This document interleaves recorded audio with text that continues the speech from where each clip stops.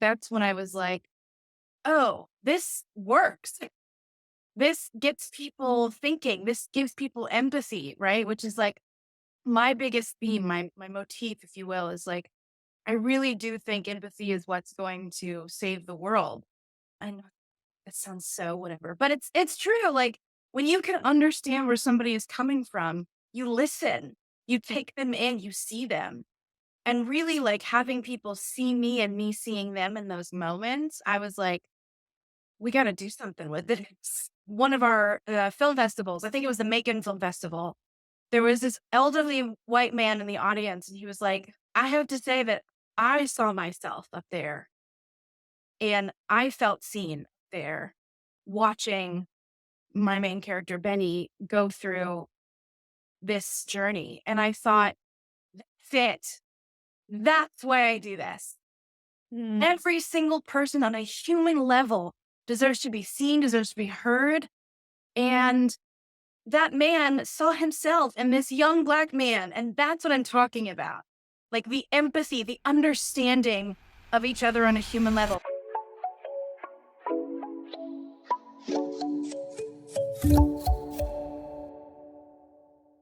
Welcome back to Coffee Break. We are so excited to be here for season 3. My name is Fatima, and my co-hosts are Grace and Liz.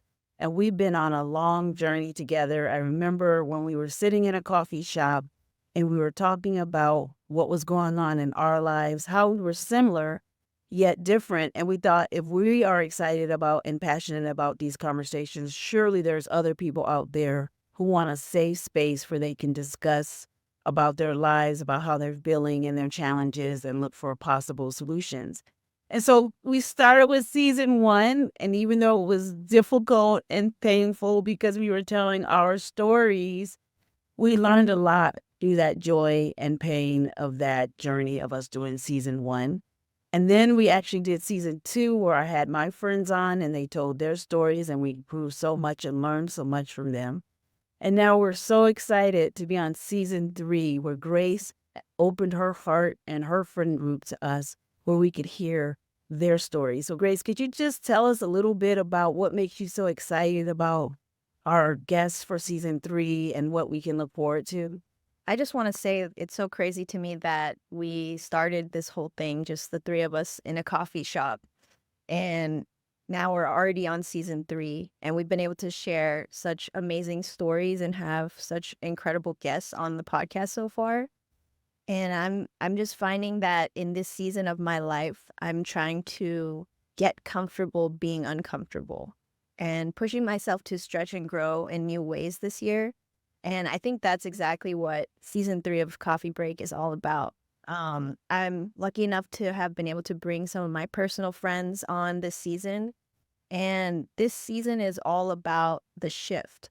I think that's the pivotal moment when life calls for a change and we either rise to the challenge or we let fear hold us back. And so the women that you'll be meeting this season have completely just embraced the shift, choosing to reshape their stories, take risks, and step boldly into new chapters. So I'm really excited to be sharing their stories with you. Their journeys are raw, they're inspiring, and they're full of lessons that remind us how transformative stepping into discomfort can be. Yes, I so thoroughly enjoyed getting to meet your friends, Grace, and there were so many gems that I pulled personally from those conversations. So it was such a joy to have them on. For season 3, we are video and audio, as you can see. You can find us on Spotify, YouTube, and Apple Podcasts. Also, follow us on Instagram and TikTok, if it's still around, at Inside Coffee Break. Enjoy today's conversation with Marquelle Young.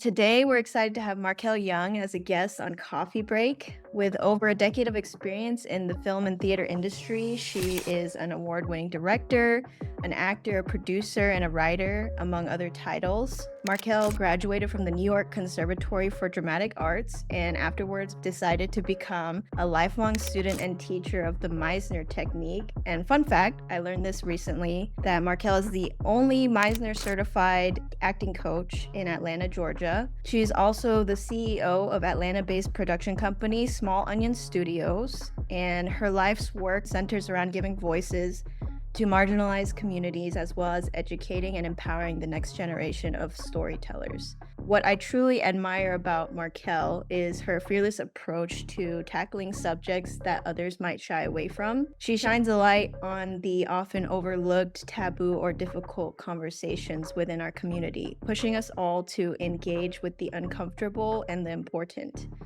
Her courage in addressing these issues not only sparks dialogue, but also fosters understanding and change. So today, we're going to peel back the layers of Marquelle Young.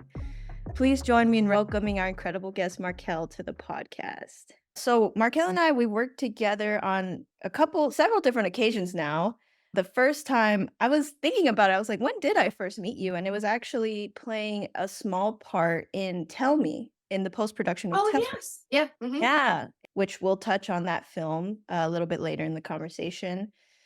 And then since then, we've worked on like an HBGM and Co commercial, and then more Mhm. recently, last year, we worked on the short film, The Girl with the Ohm Tattoo. Yeah.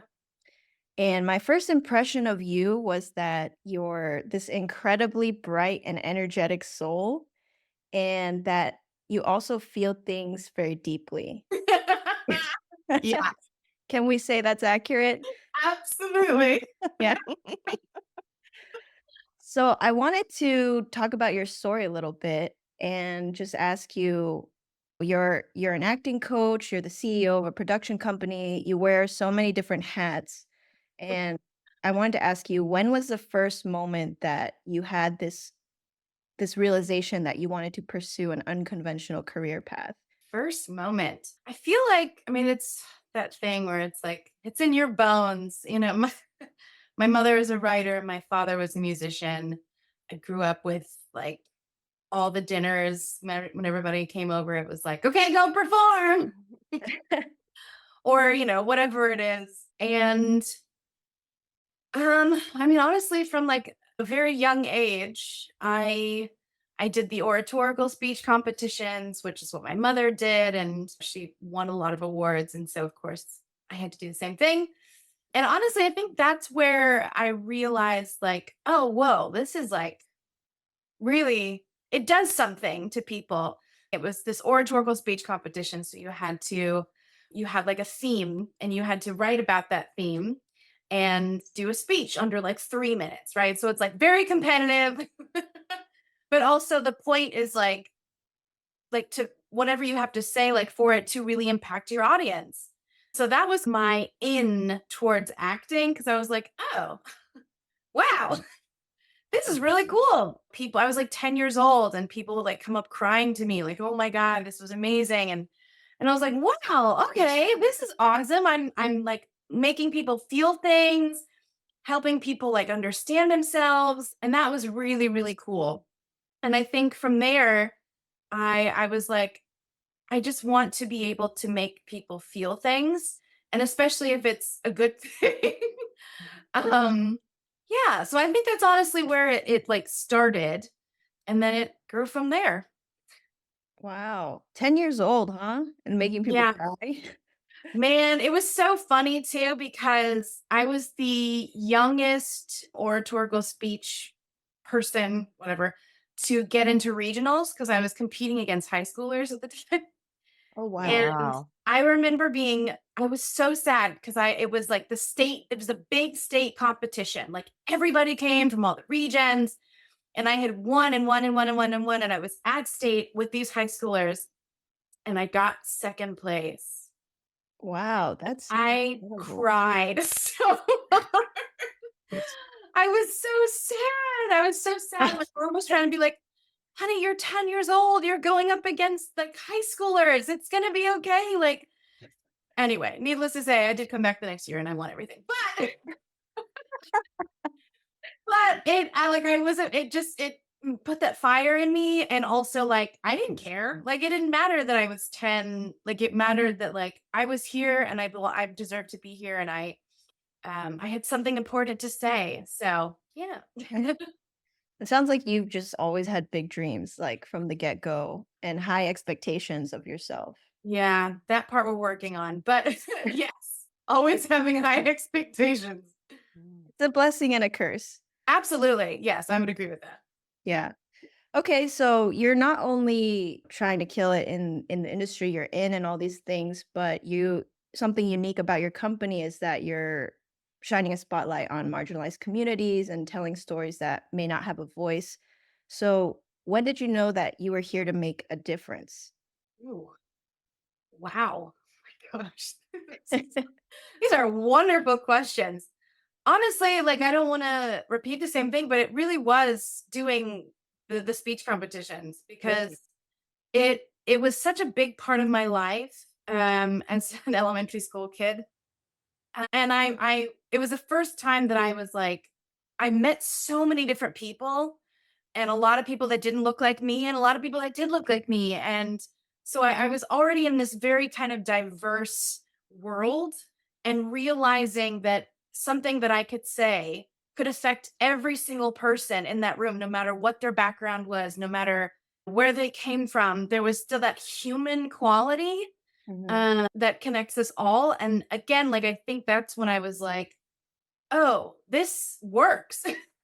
This gets people thinking. This gives people empathy, right? Which is like my biggest theme, my motif, if you will, is like I really do think empathy is what's going to save the world.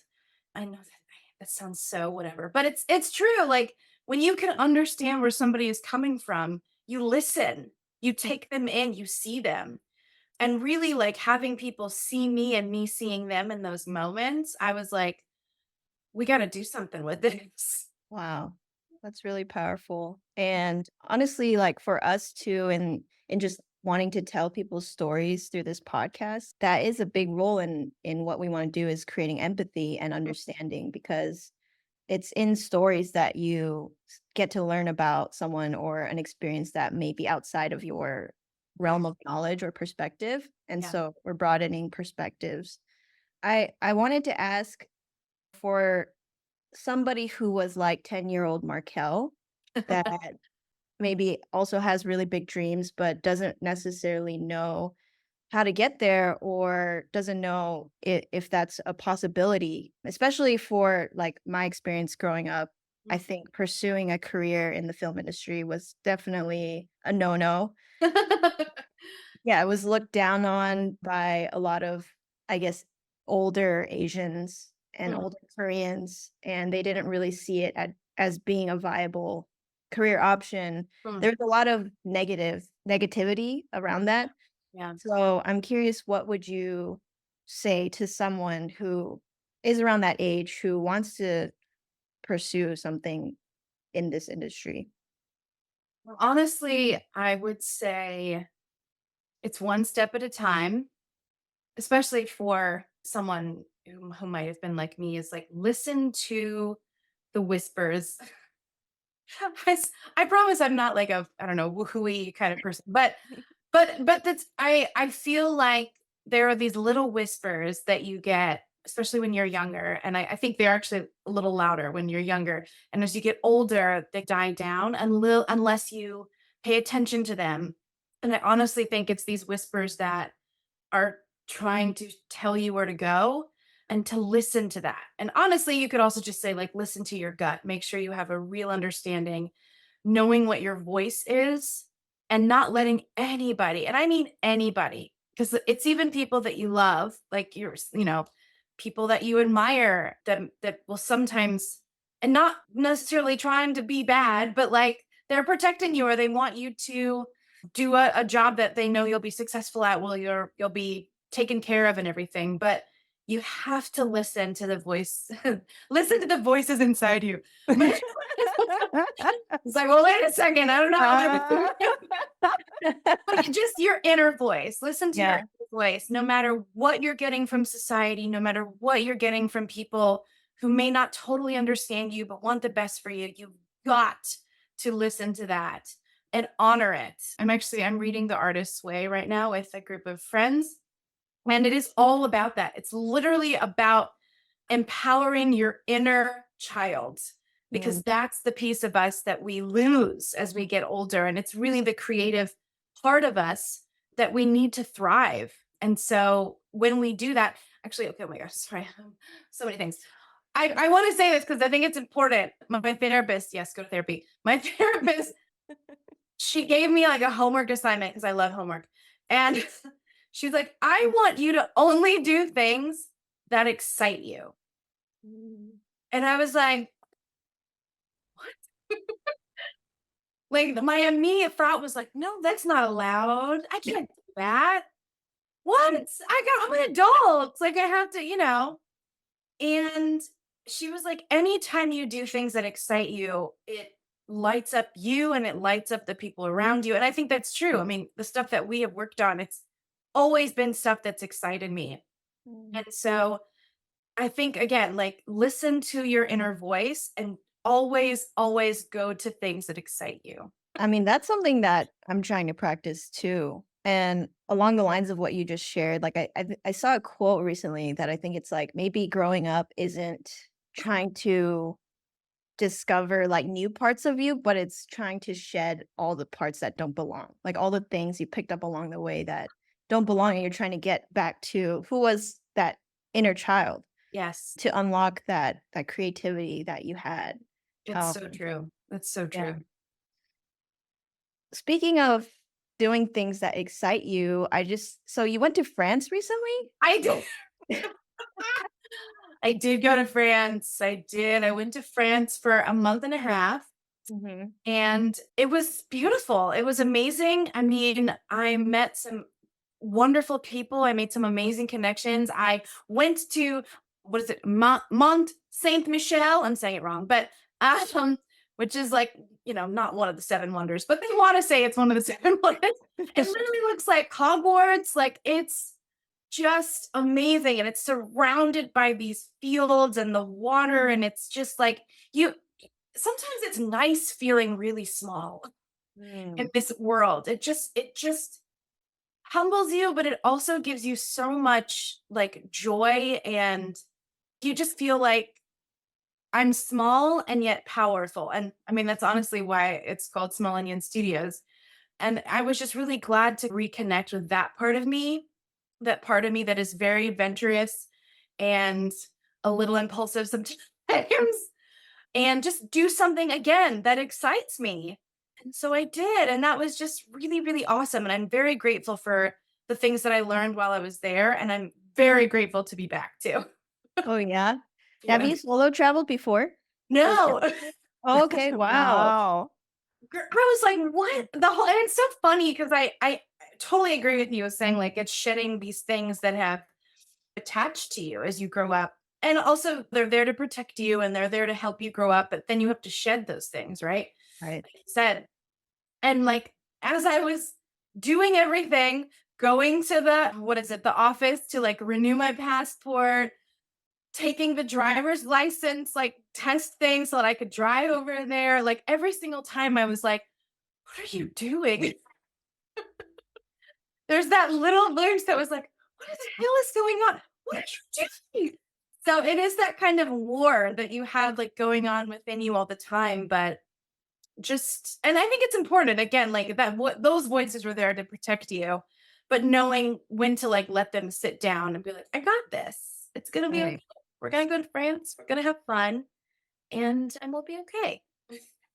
There's a conversation that Liz and we were having recently actually about around Mm. traveling in general, and just how when you move somewhere or go somewhere by yourself, you tend to realize those traits, the things that you picked up and that are a part of your personality that maybe aren't actually you, but it's the box that people put you in. Yeah. And so when you're by yourself or in a completely new environment, you realize that, oh, like this isn't me. This is just people's expectations of me. Yeah. Um, Was there anything specific that you realized for yourself, if you want to share, like while you were over there? So many things. I mean, it's so I think like I probably the biggest thing is um focusing on myself. I have a tendency to want to fix and solve the whatever answer or question, whatever it is. And so I'm really good at like servicing other people. And in a way, like with Small Onion Studios, I'm like, okay, well, this is a way for me to like do what I want, but still help others. And I realized like, okay, are you really doing that? Or do you need to like pay attention to me, like actually paying attention to me? And so that was really hard. Like self-care, self-care is real hard. Like when you want to sit down and actually take care of yourself, there's those voices that are like, you don't deserve this. You shouldn't have this. You're doing too much. Why are you doing this? You should be doing something else. And really like sitting with that for a minute was really hard. And I was noticing like I kept like, well, I have to do this first. I have to do this first. I have to do this first. I got to do this first. And I was like, okay, what if I did it? It's so silly, but like, yeah. And I just did really small things like make a cup of tea for myself before I did anything else for anybody else or any other responsibility. And that was so hard.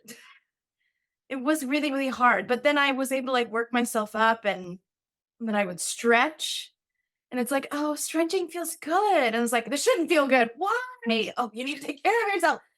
So it just all of those if anything, I've heard a lot of the voices that I need to shed that are working for me in the way that they used to. And I think it's always important to like those voices don't need to shut up because that's I think that can be like triggering for you as a person, no matter what that voice is. But if you just say like, "Hey, thank you for protecting me and helping me, and I just want you to like take a break for a second. I'm gonna do some self care, but I promise I'm gonna come back to you. I'm gonna come back, and you're gonna still protect me." That was just really helpful to learn and deal with while I was there by myself. Wow. That is a really powerful experience. Like I definitely went through something similar Mm, when COVID hit wow. and there was nothing to do. And we talk about this a little bit in season 1 where we're all talking about like our COVID experiences. And for me, it's like I've always been like go, go, go, like juggling multiple jobs, juggling multiple roles, and like so much of my worth and value was around like being able how useful am I to other people? How useful am I just in general? And then realizing that that's not healthy and that I didn't know how to slow down. And the same thing, like those voices are like, "You're taking your time with this meal, like we gotta get moving."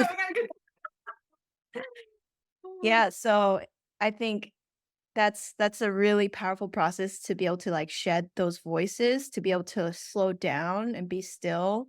But like you said, they're there for a reason to protect you. Yeah.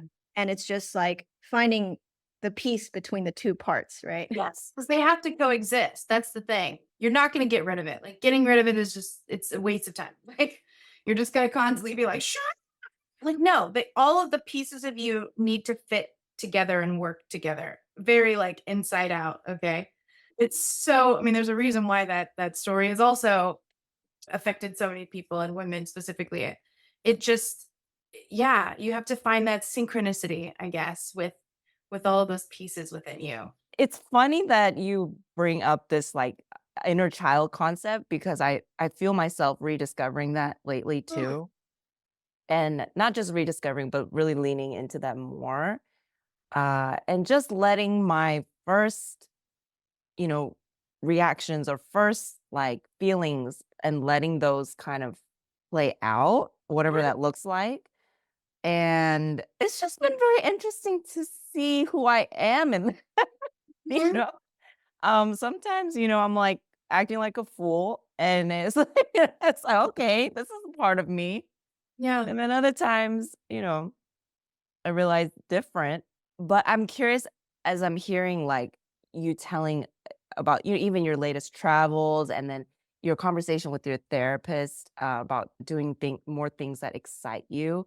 Do you feel like there's something that sort of prompted this, like experiences as of late, or like um just something that prompted you to even have that conversation of doing more things that excite you, or like, yes, I'm ready to go solo travel, or Yeah. Well, I guess I'll be honest. My dad died. So, and the anniversary of his death was a week ago. So I think, yeah, like in a way, last year was probably so far the worst year of my life. Mhm. And so, and so I'm still alive. I've made it through it. And I want to make sure that I live without regrets. Mm. Uh, and my dad didn't go overseas. And so I was able to like take his ashes and take them with me and go on these journeys. And so it was just nice to I mean, honestly, I think the other part is like just wanting to feel alive when you're kind of grieving in a way. Yeah. Mm. Thank Yeah. you for sharing that. I feel like grief is one of those things that it honestly is a lifelong process of I guess meeting with that feeling and I think sitting with it and allowing it to be the loss of a loved one. It can also cause us to take stock of like what's really important and to be reminded of how finite life can be, right? Yeah. Absolutely. I mean, it's a good it's a wit that wakes you up. I'm also a bit dark, but it does. It Us definitely too. wakes. We are too. We are too. So I'm just I I'm very blessed and very grateful that I got the opportunity and and every moment that I breathe I feel him with me and that's really cool. It's weird because like I feel like the past 2 weeks have been really awesome and I'm that weird I'm so dark, guys. I'm sorry. But I'm That is welcome here. Yeah, it's I very just well. like I was like, because I was thinking like, where am I gonna be on the anniversary of his death, and like, where should I be when like, just the anxiety of like that moment, and honestly, like that 2 weeks like leading up to it, like all of these amazing things were happening to me, and I was like, are you doing this because my dad died? Like, I was just like, okay, okay. And like so on the day I was where I was supposed to be, and that was really wonderful. And I think sometimes we overthink, especially I feel like overachievers like us. It's the like I should be doing this, or I'm supposed, and really, really like leaning into the journey and knowing that you're doing enough. And sometimes you can like let go of the wheel and you will be okay. Don't do that in real life. But yeah. Yeah. Wow. Well, I just want to thank you so much for sharing that and for being vulnerable around that. I would love to ask you more about when you talked about in your journey to France, like, and you mentioned being small and being careful, right? And it kind of pointed that at that's like the whole point of what Small Onion represents. So you're the founder of Small Onion Studios. Can you tell us a little bit about what you do and what that is? Yes, it is a full service production company. We are a diverse female led company here in Atlanta, Georgia. And we work on commercials, digital content, short films, docuseries, documentaries. But in all that we do, it's always okay, is this something that honestly I didn't even realize I do this, but it really is like, is this something that excites me? And is this something that I feel like is going to change someone, even their life, their perspective, or even just like what they might do that day? I take the responsibility of storytelling very seriously. Like, I'm not really interested in entertaining as much as I am interested in having you or having an audience feel something that might make them change the way they do something or might help them look at a perspective differently. I just think storytelling, especially with film, is so powerful. And I want to continue to work on projects that will uplift, inspire, create empathy, give you perspective, all of those things. That is what I'm trying to do, what I continue to try to do. And I'm hoping that we can continue to tell those really awesome stories and work with amazing people like you.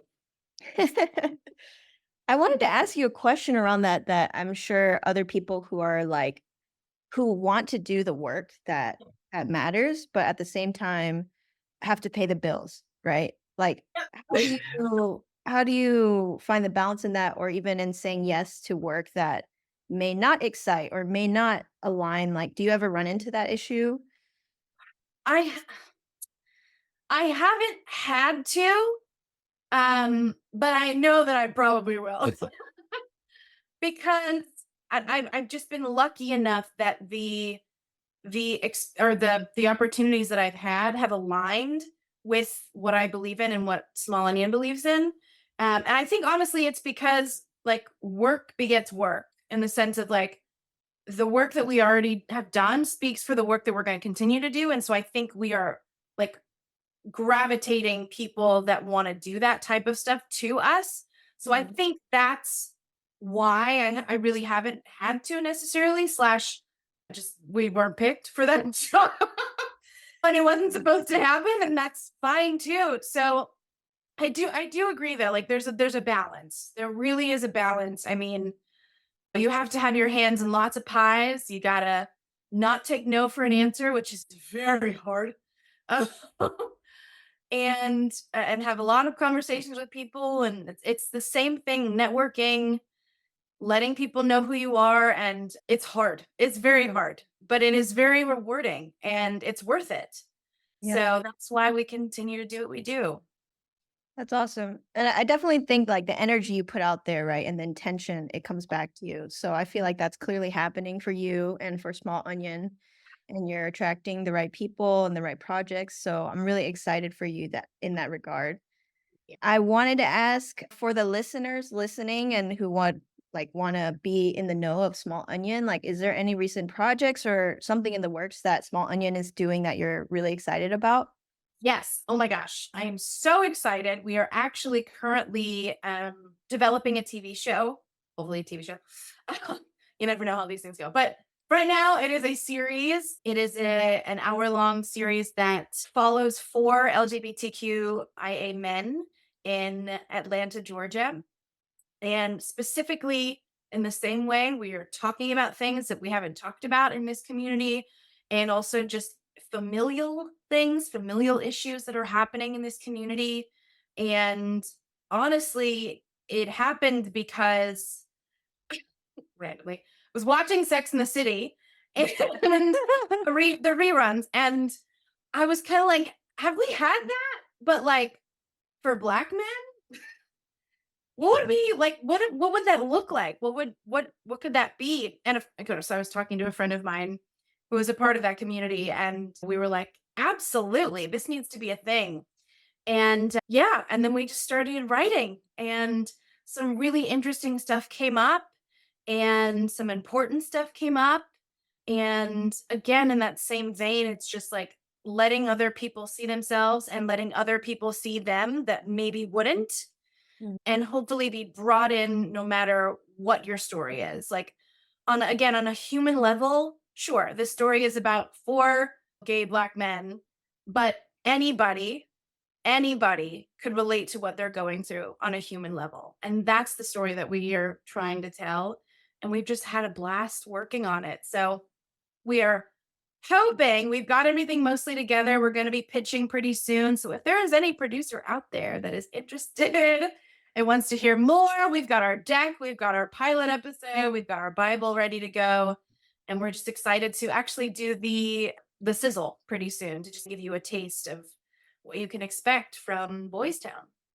Wow, Boys Town. Okay, and can you tell us like when that would drop so people can keep their eyes and ears open? Yeah, sure. I mean, to be fair, I have no idea. But but honestly, if it's up to us, the sizzle we will absolutely put out there by the end of this year, no matter if we get picked up by anything, just because we want to be able to build that audience that, or at least showcase that like people want to see this. People are interested in what the lives of these people are, and they deserve to be heard. So yeah. End of this year. Okay, we'll keep an eye out. Yes. So, speaking of telling the story of a Black male and maybe a story that might not be on screen, that you don't really see on screen, I wanted to touch on your film Tell Me that you did in 2021. Is that correct? Yeah, man. Wow. So you just said earlier in this podcast, and also I've heard you say it before, that we're not in this business just for entertainment, but we're trying to change the world. And like we said, you take a problem or a topic that isn't discussed and you figure out how to curate discussion around it through art. And in this film, Tell Me, you wrote this powerful story about a Black man in therapy. And this is a story we don't see on screen. I was curious if you could tell me a little bit more about it and what inspired you to write this, because you wrote it and directed it, right? Did. What inspired me? Well, to be fair, I had been thinking about it for a very long time. Um, and the idea of therapy kind of came up for me. And I was taking stock of my family members and just being like, I wonder if my father had ever gone to therapy, if my brother would think about going to therapy, if my partner would go to therapy. So it was like, sometimes if you can't see it for yourself, you can't achieve it. And sometimes, right? And so I thought, well, what if they saw themselves on screen? Would they think that they are worthy enough slash deserve to be seen and to be heard? And that knowing that therapy is only a thing that a medicine, if you will, a thing for the brain that will help you, that will improve you. And so I did it for them. And again, like this kind of idea of serving others, but it was really important for me because like I said, I hadn't seen something like that. And so I wanted them to see themselves. I wanted them to see themselves in vulnerable positions, talking about really hard things.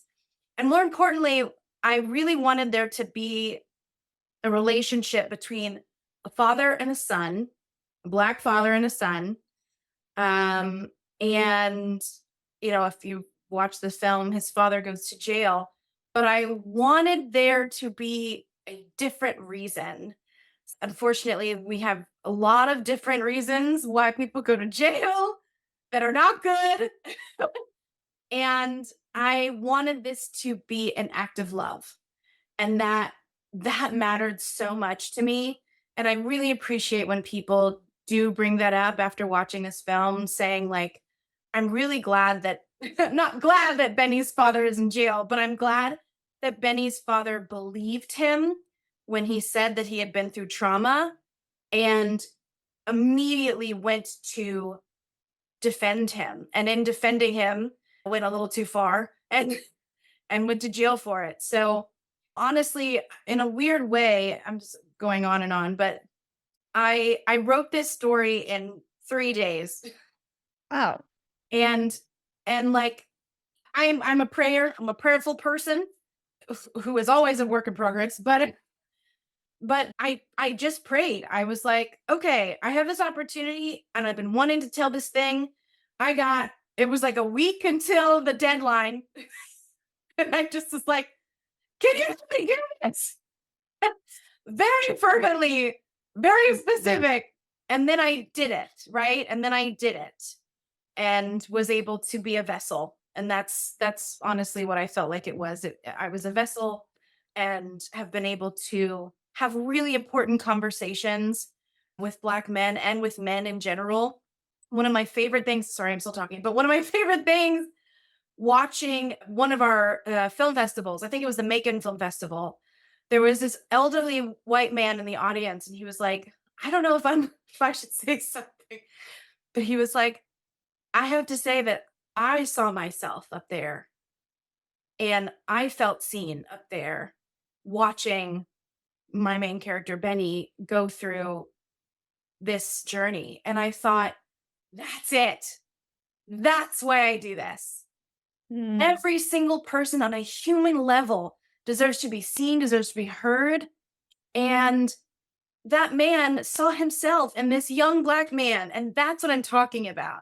Like the empathy, the understanding of each other on a human level. Like I'm getting chills just thinking about it. It just, there is something so, I guess, spiritual. I don't know. It just feels otherworldly. It feels healing. It feels important. And that's why I continue to do what I do and pray every day that I continue to get to do it, honestly, because of that reason. So, yeah, that was really long. Don't ever have to apologize for just talking. That's what we're here for. That's what we're doing.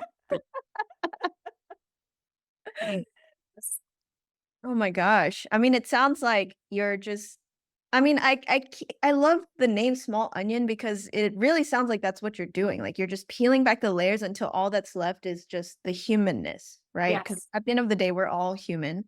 Yes. And that's where the real connection happens is when you can see someone as from a human to human perspective. So it's really powerful that you're telling stories like that. And I think that goes to show how talented of a writer you are as well. So you talked about your dad and your brother and how they wouldn't be therapy is not an option for them. And I think for or as in like they don't see it as an option for them, right? And I could say the same for some of my family members or for people of even Asian communities, minorities in general. I think mental health is such a taboo and something that's seen more as like a weakness rather than something that you need help and you need to talk to someone. So what would you say are some of the biggest challenges in the Black community around mental health? I really think it is, well, there's, oh man, there's so many things and so many things that I will not touch on that people know more than I, but I think the stigma has lessened, I think, but we still got ways to go. But I think the more we talk about it, the more it lessens. More than that, it's also just sorry, my dog. Yep, yep. But it's opportunity. It's financial, right? Like therapy is not cheap, and not a lot of health insurance will pay for it. So that's just equality and equity on that level.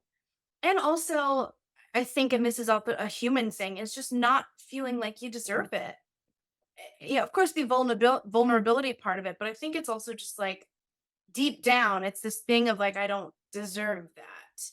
And I'm hoping that as we continue to have these conversations, that knowing that they deserve to be healed, like that part is what they grab onto, that we grab onto. Because therapy is hard. Like I was hoping to show that in Tell Me. It's like, I want you to understand that it is not easy, but it's worth it.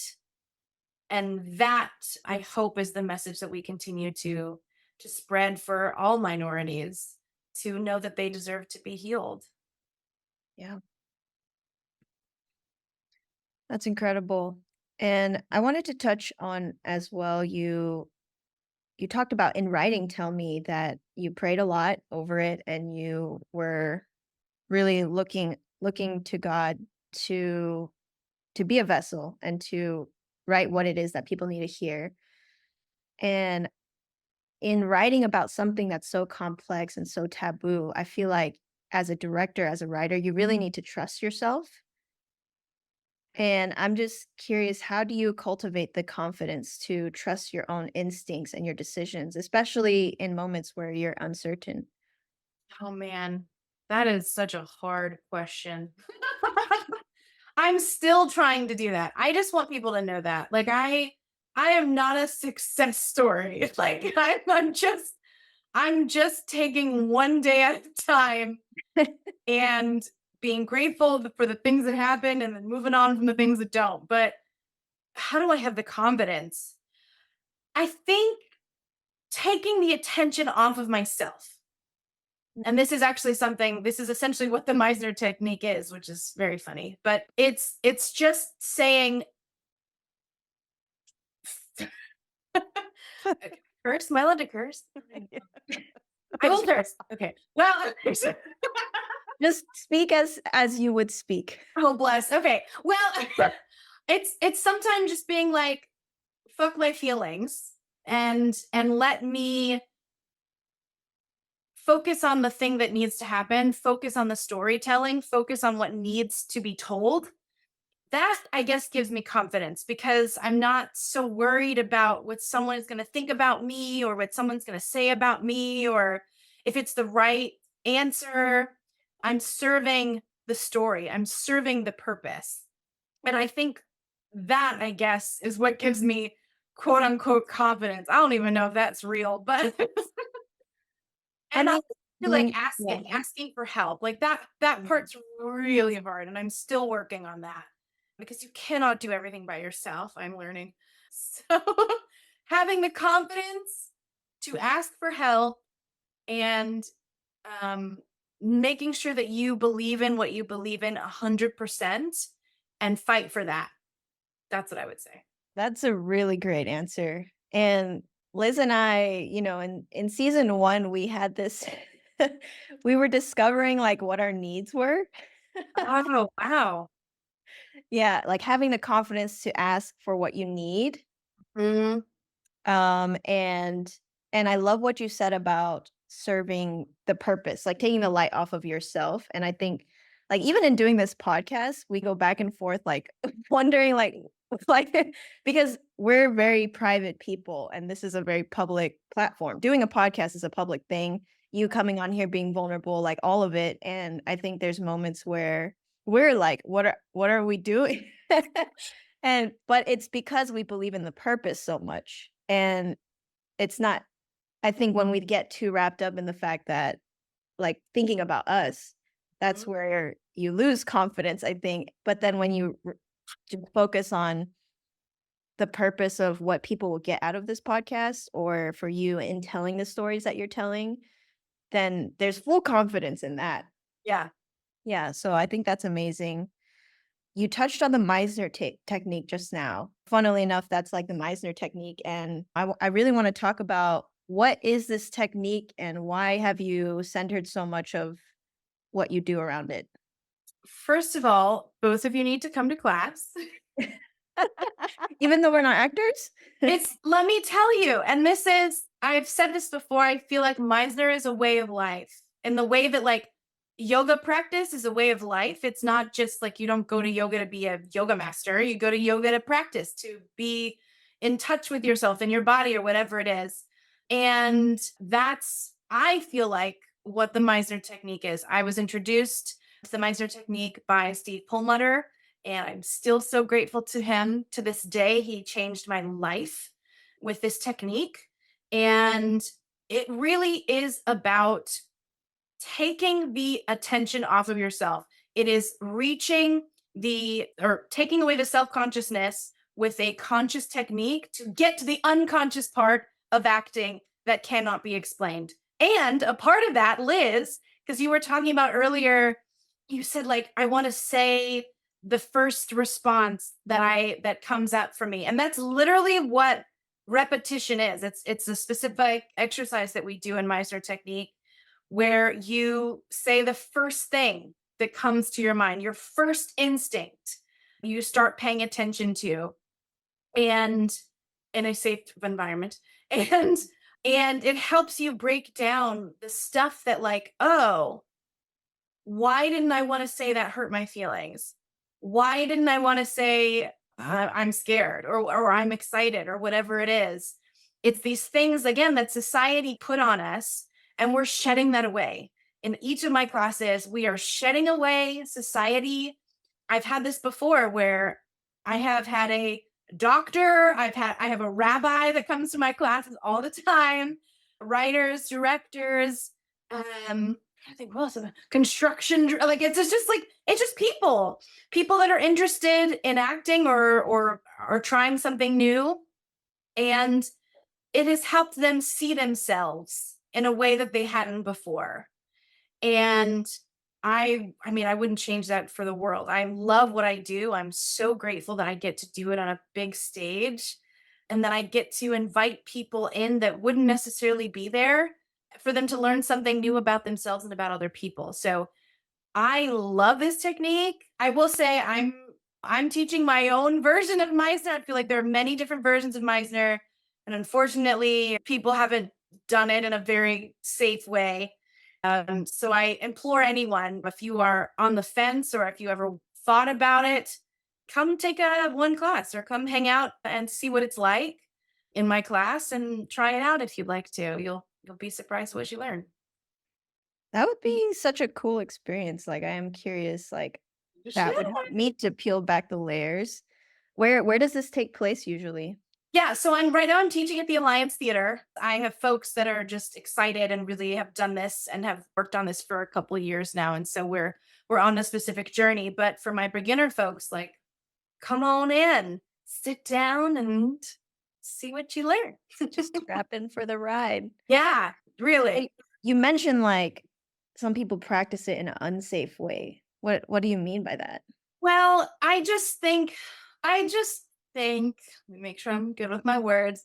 I'm a very compassionate person and I try to solve the problem. And that's how I approach my Meisner technique.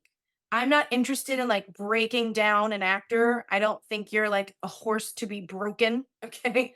I think you are already, as we all are, broken people that need a space to find themselves again. And so um, I want to be able to do that. I want to be able to help people take stock of who they are and remember what their voice sounds like. And I just think there's some other teachers that don't necessarily have that, I guess, vision, intention. Thank you. And I just don't agree with it. I would rather help to build someone up than break someone down. So you talked about the Meisner technique. A big part of it is listening to your inner voice, right? And to do that requires you to be very present with yourself Yes. and whoever you're in the scene with, right? So, and I think being present is something that we all struggle with, that just whether you're an actor or not, it's something really hard to do. So, do you have any tips on how can you get your actors to be more present? Well, we do this. We do this. This is our warm up every single class. We shed the stuff that we came in with. Generally, my classes are at night. So it's okay, let that go. Whether I always say this, whether you woke up on the wrong side of the bed or someone cut you off in traffic, whatever it is, allow yourself to breathe that in and let it go and forgive yourself of whatever might have happened. Forgive those around you. And in this space, you get to be a blank slate. It's really about relaxation, concentration, and authenticity. That's how you get it. But you must relax, you must concentrate to find that authentic part of you. And it's hard. I mean, it's very, very hard, especially because the societal stuff, right? Like I've had black men come into my class and they're like, I feel like I can't say this because I don't want her to be scared of me, or I don't want to be perceived a certain way. Same thing with black women. I feel like I'm not allowed to be angry because I don't want to be the angry black woman. Or, and honestly, I had a Southeast Asian person in my class was like, I don't deal with anger the way that other people would deal with anger because of my upbringing. And I was like, that's fine. Let's talk about it. And it really is. It's shedding a lot of societal and familial things to finding yourself again. And it's hard. Like I say that in the beginning of every class. This will not be easy. But I promise that it is worth it. And I love hearing the stories from, I say my rabbi, from my rabbi, the rabbi who comes and he's like, this technique helps me to talk to people that are grieving, to talk to people that are, he helps with people passing on, like that type of stuff. I'm just like, it's not about me. And it like has nothing to do with me anymore. This is about what it's doing for everybody else. And that I every day I'm just grateful that I get to even be a part of it. Wow. Yeah. Sounds like therapy. Like it's just I straight up know. therapy. And it's so funny because I do say that too. I haven't, I know because I've done this enough that I'm like, this is not therapy. It's therapeutic work, but it is not therapy. Please talk to your therapist about this class, which people have, which I love. But I'm like, this is not a substitute for therapy. So you're teaching or coaching people in acting, and then you're also directing and you're writing and and you're producing things with Small Onion. It's a mess. So wow. Yes. In the mix of all of it, do you find one particular role that you enjoy the most? I mean, I know you enjoy all of it, but you have a preference right now in this season. Oh yeah, and this season is I mean I want to say storytelling, but this season is really about directing. It's I have such a specific vision for things and the way that I want things to be told so that we stay true to the story is really important to me. And I think as a producer, sometimes you don't necessarily get that, I guess, privilege. I mean, even as a director, you don't always get that privilege, but at least you can generally be like the captain of the ship as the director leading the story. So, yeah, I think in this journey right now, I'm focusing on directing, just practicing creating work, continuing to practice creating work that I want to affect people even in the future. So, yeah. That's perfect for the question that I had for you, which was honestly who sets the tone on set. Woo. But I think it's clear that the director does, right? Yeah. Yeah. And I feel like there is a lot of power and responsibility in that. One of the biggest challenges people face on set is like big egos and just difficult characters. And so I'm sure you've had your fair share of difficult characters. And I know that you've mentioned in the past, and just even being on set with you, you've mentioned that you want to create a space where people don't feel less than. And usually when people have a strong desire to do that, it's because you've probably experienced that yourself and you're like, I don't want to do that. So, what are some of the ways that you facilitate a space like that where everyone feels equal and valued and can put their ego aside? What advice would you give to that? I mean, I think first and foremost, which not everybody gets to do, but it's picking your team in a way that makes sense. Picking the right people for the team if you can. And half of that is honestly just like picking people that you want to spend 12 to 14 hours with, you know? It's like you got to make sure that you like these people if you're an indie artist or whatever that is. And if not, I would say my biggest thing is like setting the tone at the beginning. For Girl Thumb Tattoo, we had that mind clearing moment that we would do every single time. And I think that grounded us as a team. And my own thing is like, I just remind people that we are not doing brain surgery. Okay. I mean, I take this very personally, but, and I take the responsibility with a very high regard, but at the same time, we're not saving people. We're not at war. We're telling a story and that's it. So like set the ego aside because we get to do something really awesome today. And honestly, I was a camp counselor for a very long time. Oh, I didn't So know that. yeah. So sometimes I just like it's the goopy stuff. Like I'll go around and be like, okay, what's your favorite cookie? Or what's your something that connects us as humans and like, oh, okay, that person really annoyed me, but like I forgot we like the same cookies, so let me give them some grace or whatever it is. Like just humanizing people immediately can take that away. And also just like reminding people that we are an open door all the time. If there is an issue, come to me, or if I need, and if it needs to be the first AD, whatever it is, come to us. Don't hold stuff in. If someone hurt your feelings, let's talk about it. Like that's Being a director is honestly sometimes being the manager of the people, you know, while also telling this story, which is very difficult. But yeah, it's just being like, it's fine. Let's talk it out. We're humans. We got to work through it and we got to be on here for, 8 more days. So let's get through it. Let's figure it out and let's listen to each other. And I think that really helps because, especially once you start doing bigger projects, there's less of that and there's less time and there's more money. And so it just adds to the stress of stuff. But if we can do it here at the small level, then hopefully I can continue that as I continue on in my career. So, yeah. Yeah, and I just want to talk about that a little bit. The practice we did and the girl with the tattoo, Yeah. where Rutu, which she will also be in this season. You can look forward to her story later on. But she led us in a guided meditation, like at the start of every shoot, whether it was like really early in the morning or really late at night. And I feel like it really did make a difference in the tone on set, and just everybody was just grounded, because getting ready for a shoot is just chaotic. It's just pure chaos. There's like all these people running around with gear, and like you might have lost someone in the mix, and it's just craziness. Yeah.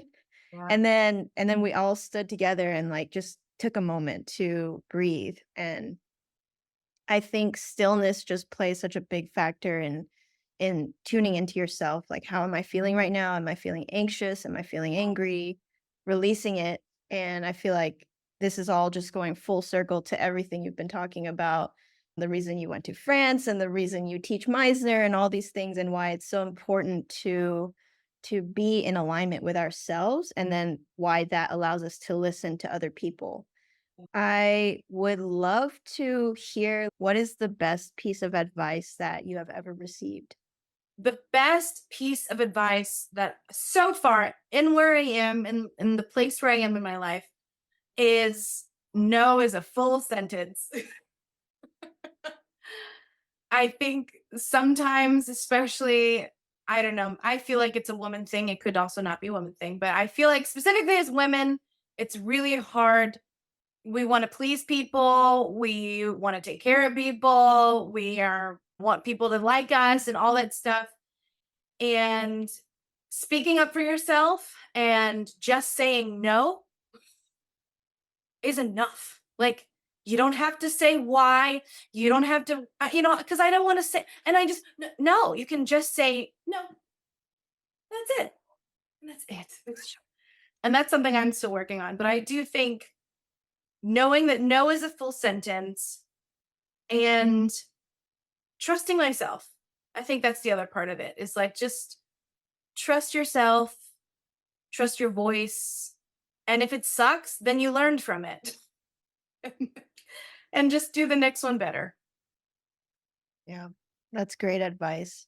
And really hard to implement, like for me too, like just saying no and letting that be enough. Thank you so much for sharing that. This is the official last question. What are you looking forward to both personally and creatively in this season? Oh, creatively, I am excited to continue to do things that excite me. That's just like all around. Yeah. And leaning into that and not being afraid of that. Personally, I'm excited to focus on myself and nervous to focus on myself.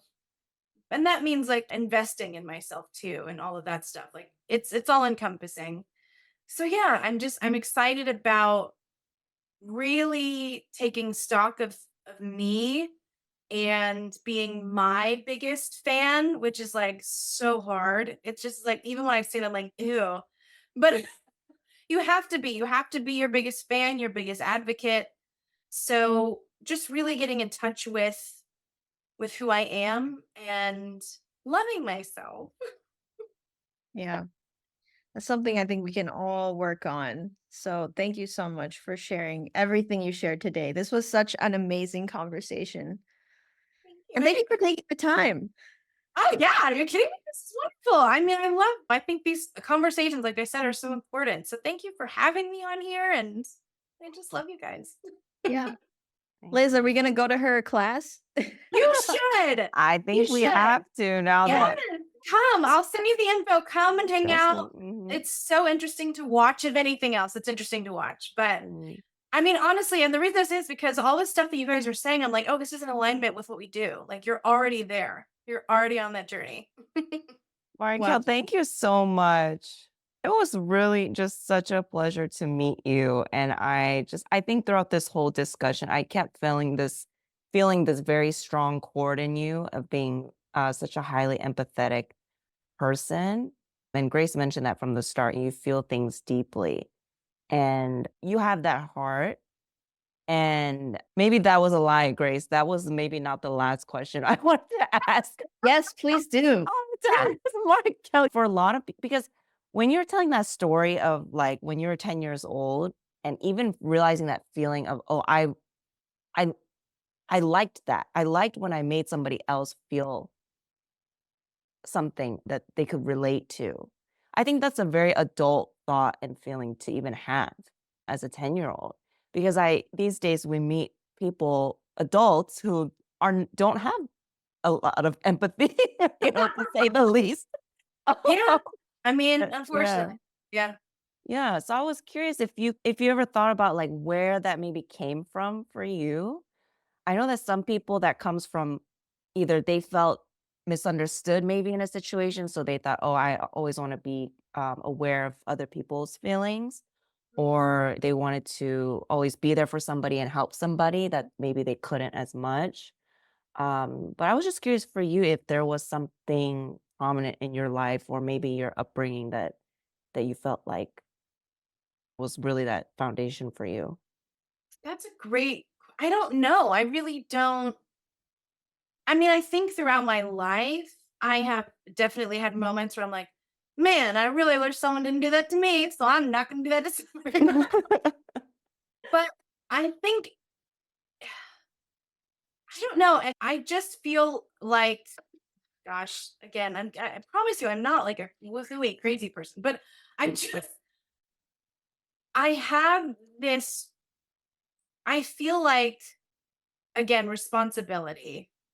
My ancestors were slaves here. They were brought here not on their own fruition. And I, in a weird way, feel like I am living out their wildest dream and also unpacking some of their trauma and healing some of their trauma.